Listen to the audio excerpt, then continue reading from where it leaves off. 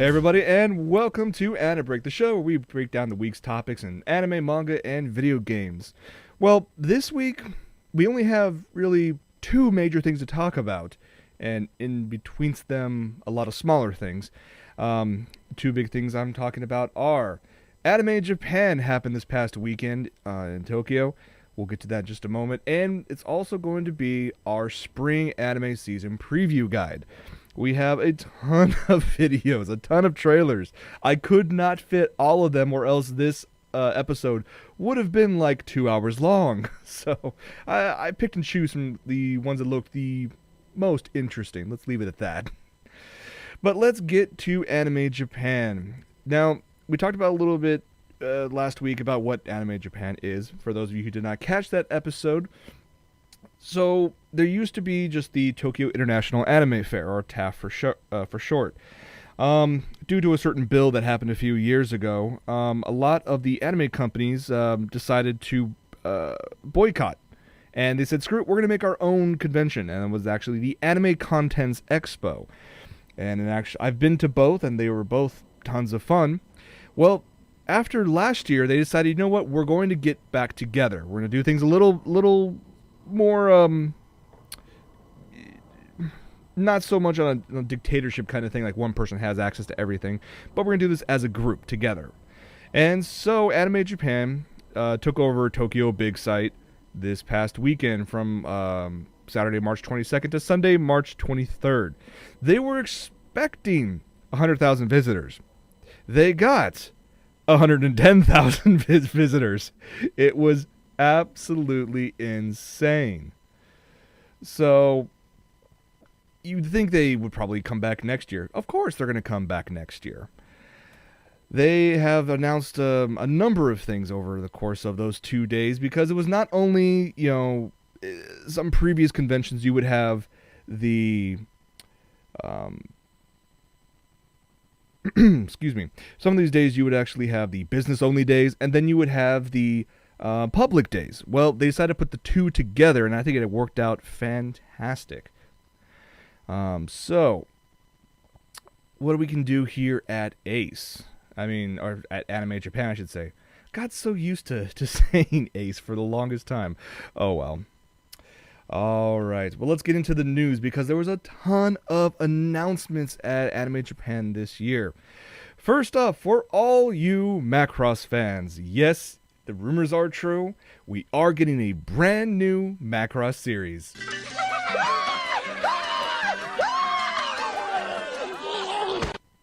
My thoughts exactly.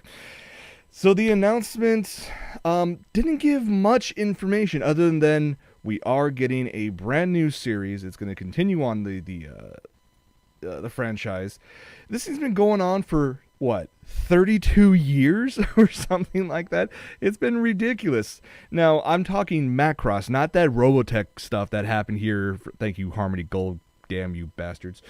Several series, several theatrical films, a couple straight to DVD series, and not to mention Macross Frontier, which, let's face it, it'll be a cold day in hell before Harmony Gold allows us to actually have an official version here in the States. Absolutely crazy. So, that was like my big hooray. There was a lot of cool stuff that was announced at Anime Japan, but that was like the big one for me. And let's face it, they've been getting consistently better throughout the years. The bar was set so high after Macross Frontier. Where are they going to go from there? That's just me. Moving on, Space Standy, and we know we're all pretty much enjoying it on Toonami right now. A lot of people were concerned if it was going to actually receive this a slow fate or a small fate over in Japan, because it was initially going to be replaced by something else. At least its time slot was. But they did confirm that not only is Space Dandy getting a second season, but it'll premiere this July in Japan. So I'm quite sure Funimation has already made plans to grab that season as well, and will continue on with the simulcast with the dub. And I've been enjoying it both in English and in Japanese. It's working really well on both languages. It's not as big as a hit as Bones would probably like over in Japan, but I know it's going like gangbusters over here in the States, which is rare. So thankfully we are getting a second season. Now, two of like idols, my icons in the anime industry, Shinichiro Watanabe and Yoko Kanno. They both have worked on so many of the great anime series throughout the years, and when they get back together to collaborate on something, I absolutely fall in love with it. Started off for me with Cowboy Bebop. They've gone back and forth a couple little projects here and there. Their last major one together was Kids on the Slope, taking place like in the 1950s, 1960s in Japan, all about jazz. Absolutely loved it. Now they're getting back together again. I cannot wait for this. This one's going to be a little different. It's not going to be as easygoing as Kids on the Slope. They're going to work on a terror anime. The original series is called Zankyo no Terror, or Terror of Resonance. It's going to start this July in Japan. No word yet who's going to pick this up stateside, but let me give you a little taste of what to expect.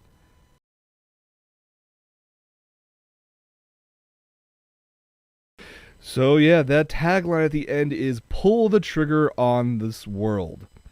Gives you an interesting idea. If you go to the official website, it's translated to, "On a summer day, a massive terrorist bombing suddenly struck Tokyo. The culprits behind the act that woke up this complacent nation from its slumber were just two boys. Now the culprits known as Sphinx begin a grandiose game that encompasses all of Japan. The two boys, they call themselves 9 and 12. The girl you see in the middle, her name is Risa Mishima. She goes to high school with 9 and 12. She's bullied in her class, has problems at home, but the moment she meets 12, her fate changes into something unbelievable. I'm very curious to see how this is gonna turn out. I mean, first off, everything that, Kano and Watanabe have worked on together have been absolutely stellar. And having this much darker tone from previous, outings, I think is going to be fantastic. Studio Mappa's doing the production of it. You have Kazuto Nakazawa, who actually worked on Samurai Champloo, working on these character designs. Color me interested. This one looks like dark, serious drama. Just win. That's the great thing about anime, is that it covers so many genres that people can't just pigeonhole it into a single name. Oh, it's kid stuff. No, something like this. If you have younger children and younger anime fans, don't let them watch this. I'm quite sure that's going to be the case. Oh, all right. So, do you guys remember last year you had the Lupin the Third news series, the one called Fujiko Mine, and had a very unique, distinct art style. And it actually worked really well with the overall feel of that story. Well, we want more. I know I want more. And thankfully, we are getting more. They announced a continuation of the series, but not in the way you expect. They're actually going to do a continuation spin-off, starting with the movie. Now, this one's not going to feature Lupin. I'm sure he'll show up eventually in it, but it's going to focus solely on his right-hand man, Jigen. This is actually going to be directed by Tashiki Koike, who probably most famously known right now as the director of Redline. So take Koike's design and directorial style from Redline, take the animation style from Lupin the Third, the woman called Fujiko Mine, and throw them together. I think this is going to be an absolute blast to watch.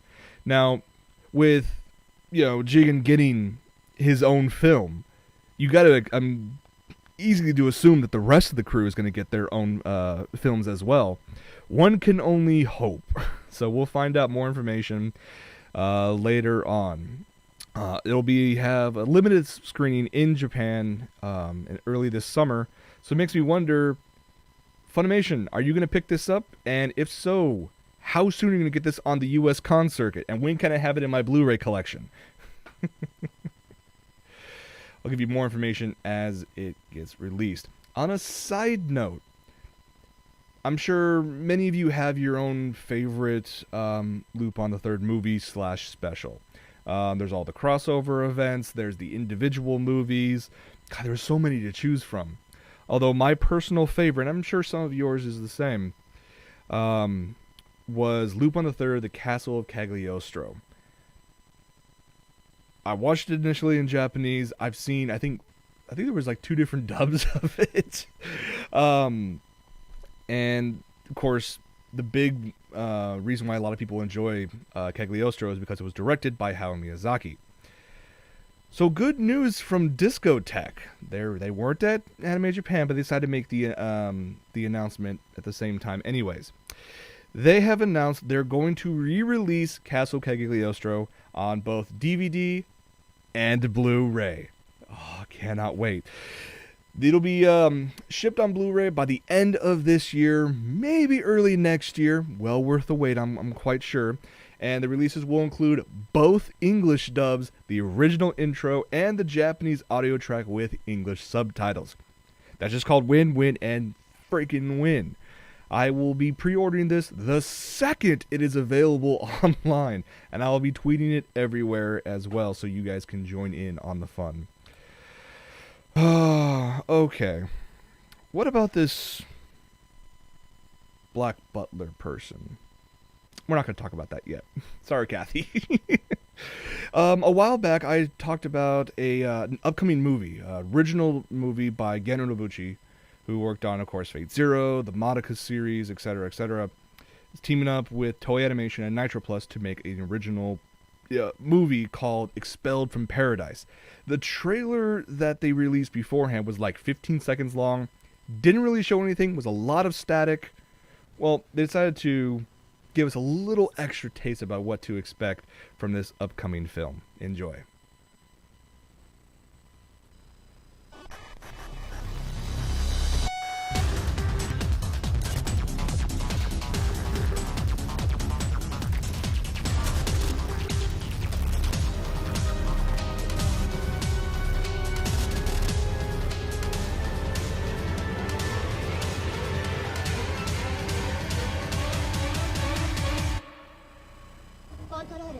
こちらアンジェラ・バルザック、地表に到達、オールグリーン。 So we're getting a much better look at what to expect from this film. I'm digging the all CG style. It's heavily refined from the original Appleseed CG movie.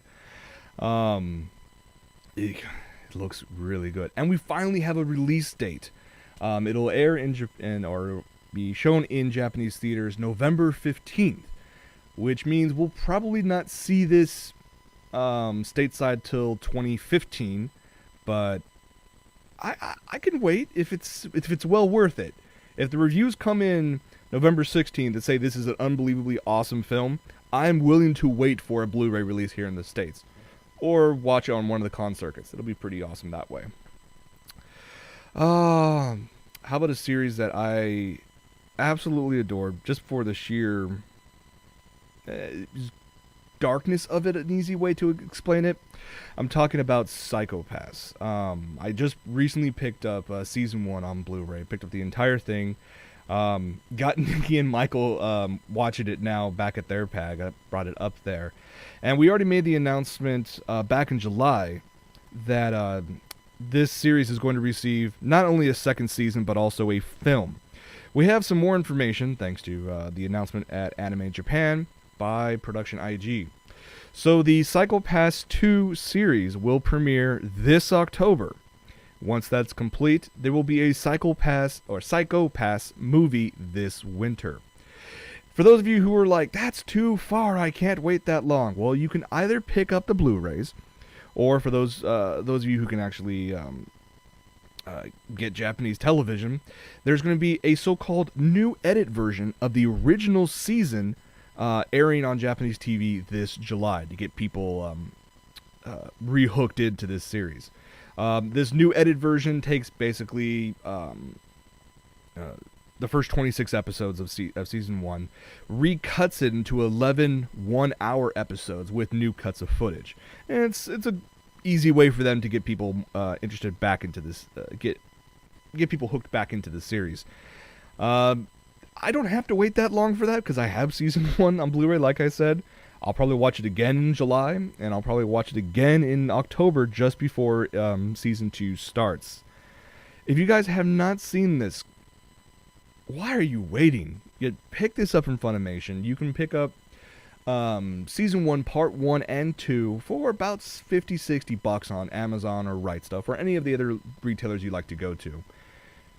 Funimation did a phenomenal job with the English dub, because you know me, I'll give series a shot in both English and Japanese. Watched it initially in Japanese, loved it. Popped in, Blu-ray 1, watched the first episode in English, finished the series in English. That's I'm nobody, but that's high praise coming from me. So you guys want to check this one out. All right, kind of teased it a moment ago. We should probably talk about it. We already announced that there's going to be another Black Butler series. We have some more information about it now. So we found out that this new version reveals that they're going to focus on the... oh god, Kathy's already going freaking crazy in the chat. Let's go back. So aside from the upcoming new television series, which is going to go after the Book of Circus story arc, there's also going to be an OVA in production called Black Butler Book of Murder, which will be screened in Japanese movie theaters this fall. No word yet that's going to make its way here in the stateside. Looks like most of the original cast is coming back. Of course, Daisuke Ono's coming back to play Sebastian. I do love that they got Maya Sakamoto back for Seal. I think that's going to be a big plus for all the fans out there. We will start getting more hints and maybe more trailers of what happens for this upcoming series probably within the next month, because season 2 starts this June, which is earlier than I expected. I was kind of expecting like a winter or a late fall release, but no, they announced it at Anime Japan, or gave more information at Anime Japan, and it's going to start in June. So I'm quite sure Funimation, Viz, Crunchyroll, one of the big companies will pick this up and will probably simulcast it. Next up, God, we've gone through so much. We're still not done yet. I haven't watched Ikitosen in a very long time, but I still remember it fondly. There's been several projects throughout the years, throughout for the franchise, and Tokyo Pop picked up, the original manga rights back in the day.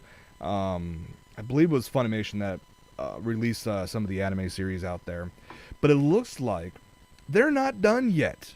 If you go on their official website, makes the announcement that there will be not only an upcoming Blu-ray 3-disc Blu-ray disc box set for the past 3 television series, but then also teases in the latest work, quote unquote, the legend of even more beautiful fighters begins.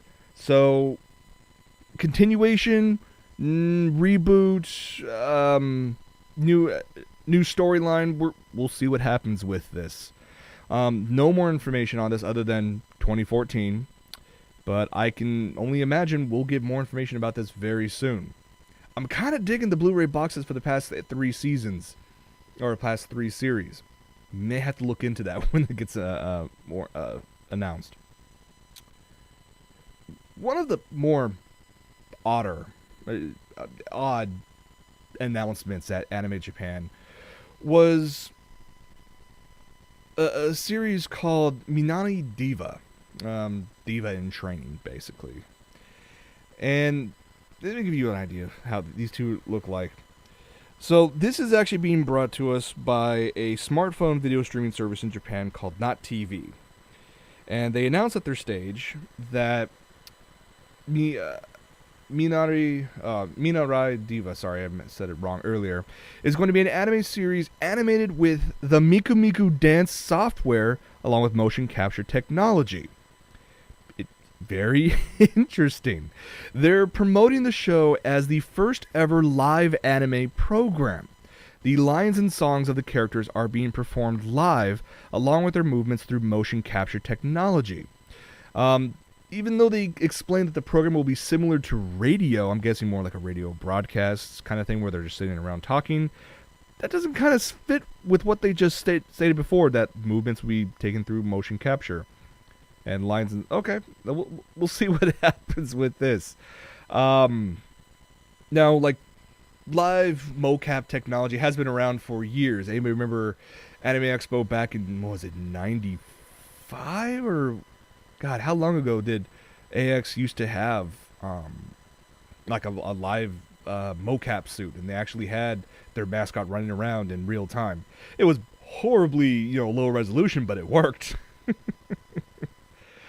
So to actually turn this into a weekly series makes me wonder how that's going to completely work out. Once we get some more information, and definitely once we get a trailer, I will let you guys know, and I'll probably post it on Facebook and Twitter. As a side note, to something we talked about a couple weeks ago about Kadokawa's Comic Walker app. They're going to be releasing this worldwide. And thankfully, it is now available right now. So you can go on your iOS devices, go on your Android devices, go on your computer, and do a search for Comic Walker. And go download the app and enjoy this. It launched last Saturday. A ton of titles. But out of those titles, 18 of them are actually in English right off the bat. Things like Mobile Suit Gundam The Origin, Neon Genesis Evangelion, Haganai, Noisy Ito's Melokami of Suzumiya, Haruhi Suzumiya. What have we got? Log Horizon, Nobunaga the Fool, High School DxD, Non Biori. Yeah, like, these are like some really badass titles that you can get and read for free. So do yourself a favor, go pick this up, go download this app, and start reading some really good manga for free. Few more things we finally get to the anime preview. It kind of happened around the same time. It has an anime, origins, but we all know it's badass anyways.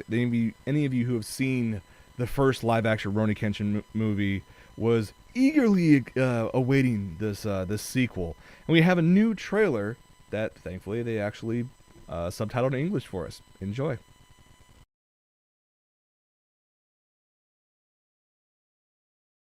You know what the best part about that trailer is? Not only does it look badass, it's going to look even better with knowing the fact that not only is there one sequel, but 2 sequels on its way. They were filmed simultaneously. Principal filming ended last December, and we will get both movies within a short time frame of each other. These 2 new films will cover the Kyoto arc. If you guys remember that from the original manga. The first sequel, Kyoto Inferno, will open in Japan August 1st, while The Legend Ends will actually open on September 13th. And there's a damn good chance for these movies to make its way stateside before the end of this year.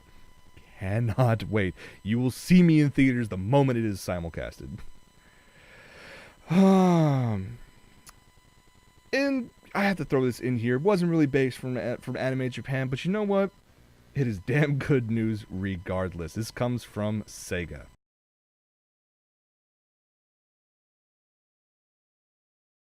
So glad they've already made the announcement for this. I mean, I already have the first one. Now, granted, yes, I know there's a few of you who actually imported this, a year or so ago. So, yes, I'm a little behind the times for you guys. Yes, I know the second one is actually, it's either out or just about to come out. I know it was delayed over in Japan. For Sega to come out and say, we're already, translating this and this will be available this fall in North America and Europe is fantastic news. It'll be available both on the PlayStation 3 and the PlayStation Vita. Cannot wait to pick this one up. I still kind of find it interesting that in the press release for this, Sega makes note that some fans bought up to 4 copies of the game to support the release. That's dedication. I mean, that's not AKB48 fanboy dedication, but that's still impressive dedication nonetheless. All right. That's all we have for Anime Japan. There was a lot more news, but I had to whittle it down to at least a small amount in order to get this next section in.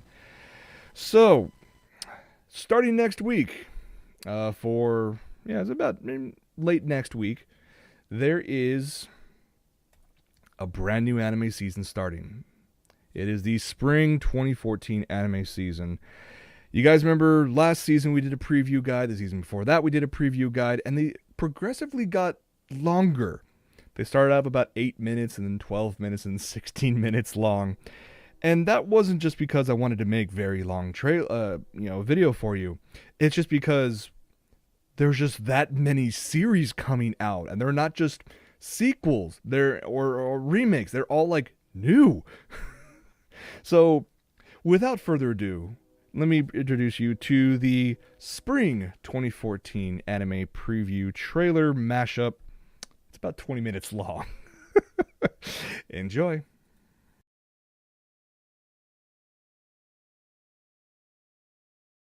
So many trailers, and that's nowhere near the final tally for this upcoming season. I mean, look at it this way. Let's go down the list right now. I'm just going to go through them as we talk about. A lot of these starting like April 4th. I think one starts on April 1st. There are so many series that are going to be in play this upcoming season. If you include all these new series, and then trust me, there's a lot of them. And then if we even include like the sequels, Day Life 2, Dragon Ball Kai is coming back, Love Live Season 2, Mushishi is actually getting a second season. Nisekoi and Nobunaga the Fool are still continuing on. They still have a few more episodes left for this season. But put these all together, you're honestly looking at 50 different series to watch. And that's mostly on, be shown on Japanese television. A couple of those will be shown online. That's not counting the OVAs, the ONAs, the movies, the specials, things like, Tamako Love Stories, the movie's going to come out. Harmony, which we've talked about before. Detective Conan's getting its 18th movie out this season. Crayon Shin-chan's getting its 22nd movie coming out this season. There's a new Precure All-Stars movie coming out. There's a Pretty Rhythm movie coming out, another one. The one of note that a lot of people are looking forward to is the Soro no Toshimono movie coming out. This is the second one that's come out from the franchise, coming out just this season. I can't even get into the OVAs. That's just so many. So much to watch this season. The only downside is a lot of it seems a little bland. I think some of you are agreeing with me that at least this time around, like last season, it was nowhere near balanced. It was mostly like fan service all over the place. This one's a little more toned down. I guess you have to take the ebb and flow of the tide is how the seasons, I guess, work out. But we're going to just talk about several that I've picked out real quick to point out that you guys might want to check out in the very near future. Kicking things off, Akuma no Riddle, also known as Riddle Story of Devil. That's the easiest way to translate that. It's from Dio Media, and this one is set in the Myojo Academy, which is a private girls' boarding school. The 10th year's Kurogumi class has 12 assassins with their sights on a single target. Her name is Haru Ichinose. Now, a recent transfer student named Tokaku Azuma is also targeting Ichinose, but of course, she gradually develops feelings for her. So you have assassins, you have Yuri, you have a ton of action. Could be interesting. We'll have to see. What else we have here? You didn't see this in the setup. I think I put it in there. Atelier Esha and Logi. There's a longer name than that. We're just going to go with that. I believe this one was based off of a game. I can't remember correctly. This is actually by Studio Gokumi. You may notice a few of these. The length is unknown. At this time, it wasn't aware if it was 12, 13 episodes. Maybe they're going to go 2 seasons, go 26, like they used to back in the day. Not quite sure. With this one, you have people devoted their efforts and their lives to rediscover and recreate lost alchemic technologies. And of course, they use that to battle. So there are some people, like the girl you see right there, Esha. She's actually, excuse me, trying to find a way to use the ancient alchemy to help others instead of actually fighting others. So you have kind of a archaeological dig meets Full Metal Alchemist kind of vibe to this thing. Could be interesting. Not quite sure just yet. If you want action, you're definitely going to get action from Studio Gonzo. And this is their latest one, which is Blade and Soul. The idea behind this one is a 1,000-year peace is about to come to an end. You have the fledgling Wind Empire, who's trying to overthrow the fading Stratus Empire and unite the 4 continents in a new era of equality, albeit one enforced by their military.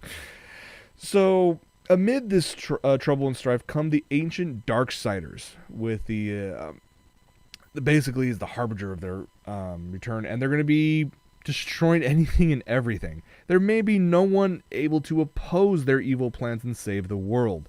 This is actually based on an incredibly popular Korean MMORPG called the same name, Blade and Soul. So, no word yet if the game itself is going to be translated and sent, going to be released here in the States or even in Japan. But it's insanely popular right now, enough to merit this anime adaptation. Next up, Goku Koku no Brunhilder. This one I'm interested in. I only read a few chapters of the original manga, and I'm already hooked. It's a bit of a sci-fi, dark fantasy drama bit. Let me give you the summary. The original manga revolves around a high school boy named Ryota Murakami, who cannot forget his female childhood friend who he let die in an accident. Feeling that he must fulfill their promise of proving the existence of aliens, he has continually looked up to the sky as a member of the astronomy club. One day, however, a new girl named Neko Kuroha, who looks exactly like his childhood friend, appears as a transfer student. Shock. It turns out that she is a magic user that has run away from a research lab. I'm kind of digging all these multiple genres being intertwined for this storyline.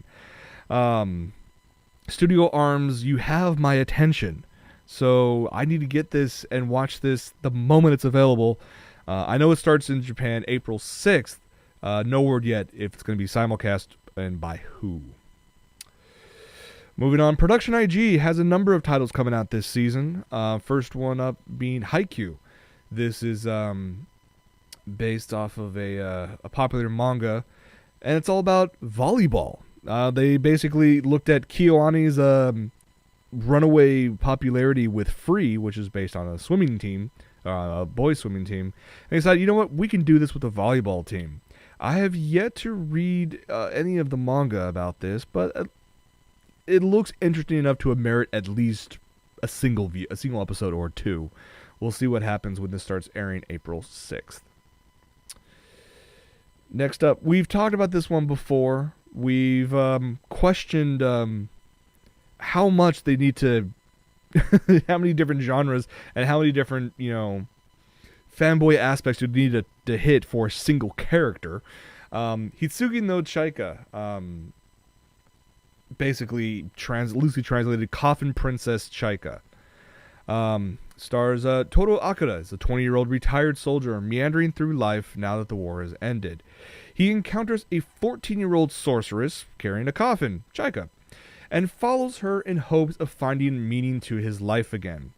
The two travel with Toru's adopted sister, Akari, who is the employed member of the group and thus Toru's source of income. So you have a vet confused about life, doesn't know what to do.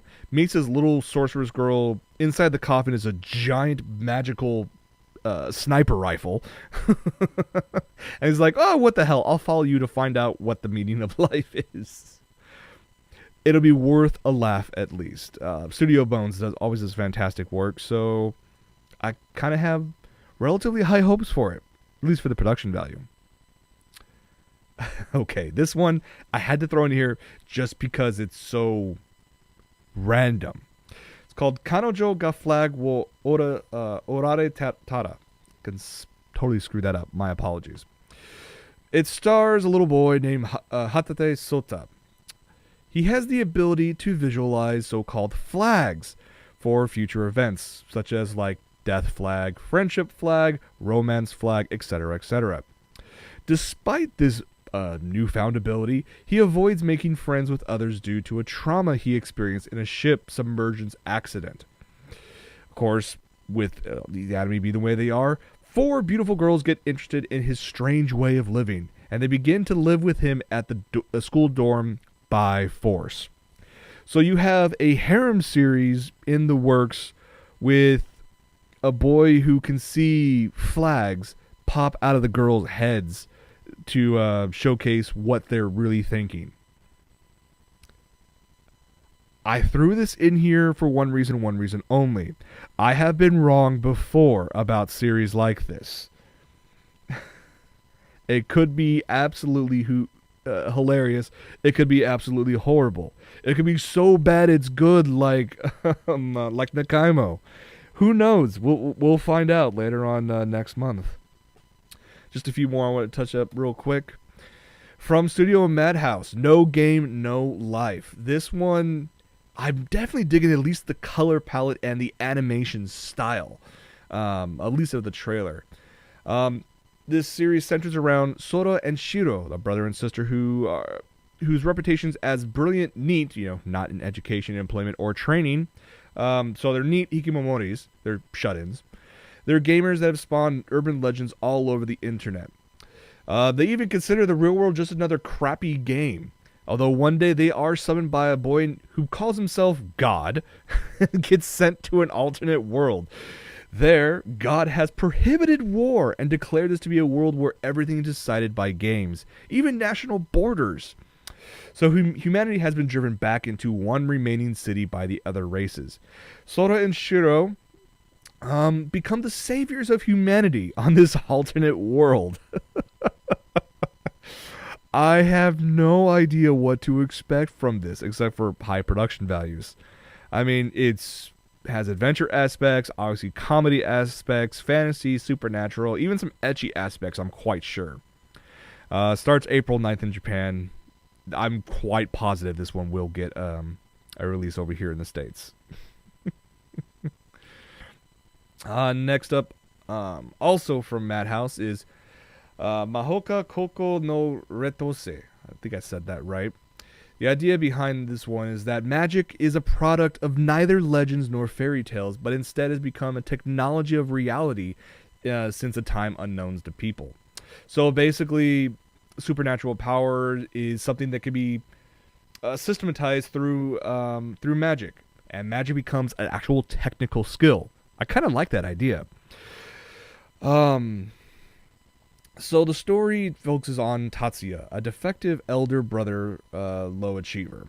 You also have Miyuki, a perfect, flawless younger sister, high achiever. The both siblings enter a magic high school. The stage of daily turbulence was unveiled. So basically, you have science and technology meeting together with slice of life high school shonen stuff. Maybe some sci-fi in there as well. We'll see. At least it looks nice. Of course, I have to throw this next one in here. Soul Eater Not. I mean, I was an absolute fan of the original series, and for them to continue on, in a sense, this is more of a side story than anything else, featuring other characters going to the exact same school. Now, Studio Bones, they decided to go with the this manga's visual style because it's significantly different from the original Soul Eater. Well, let me reverse that. The original Soul Eater was significantly different from everything else out there. This is more par for the course in terms of character design. The only downside to this being is that several of the students from the first series make several appearances in this series, and they're not coming back with their old original styles. They're coming back with this new, almost cookie-cutter anime character design. You saw a little bit of them in the trailer. Makes me kind of sad. You kind of lose some of that originality and the uniqueness, but maybe the story will actually catch up and be well worth it. Okay, remember what I said earlier about the boy who can, visualize flags at the top of girls' heads? And this one is just as random, although it's definitely more on the lolly side than anything else. Gochumon wa Usagi desu ka, also known as Is the Order of Rabbit, is the literal translation if you want to go that way. It is a bunch of girls that work at a cafe called Rabbit House. It's a rabbit cafe. Main character Kokoa actually all but lives in that cafe, and she meets lots of different girls there, including a tiny and cool girl named Chino, who is a tough and soldier-esque girl. Not to mention Lise, which is the soldier girl. There's a Chio, which is spacey and quintessentially Japanese girl, as the summary states. And then an ordinary but dignified Sharo. So, lolly, comedy, slice of life, cafe, rabbits. Thank you, White Fox. Moving on to our final one. Selector Infected Wixross. JC staff, you have me very interested in this one. Selector Infected Wixross has a very almost like darker version of Cardcaptor Sakura vibe to it, at least in the trailer. We don't have much information on the official website other than the following, which is a phrase that states, hope, desire, greed. Girls with each of these feelings in their hearts are being swallowed into the vortex of a dangerous game. So I'm expecting some really psychological scarring stuff with tiny kids in this series, which will be badass. Each of these girls actually use these cards that get into a game for another dimension that should normally be closed. What do you expect? It's an anime. This is actually getting like an R17 plus rating. Tons of profanity, tons of violence, and of course them being, little girls, that's going to be psychologically scarring to some of the viewers. But this one has my curiosity. That's as far as I'm willing to go with that one. We'll find out more if once JC Staff starts broadcasting this in Japan, starting I think April 4th. So it kind of pretty solid. It's kind of like Madoka, but think probably younger and probably more psychologically damning, because you got to think, for a lot of people, a lot of younger viewers, Madoka kind of set the standard for psychological torture. So JC Staff has to find a way to one-up that. They may just do that with this series. We'll have to see. All right, well, we've got through it. There's actually a number of series to watch. I got selected a few here for you guys to check out. Over the next couple weeks, well, of course, we'll be announcing which of the big companies are actually going to air these series, either simulcast. Obviously Crunchyroll, Funimation, Viz, the Anime Network.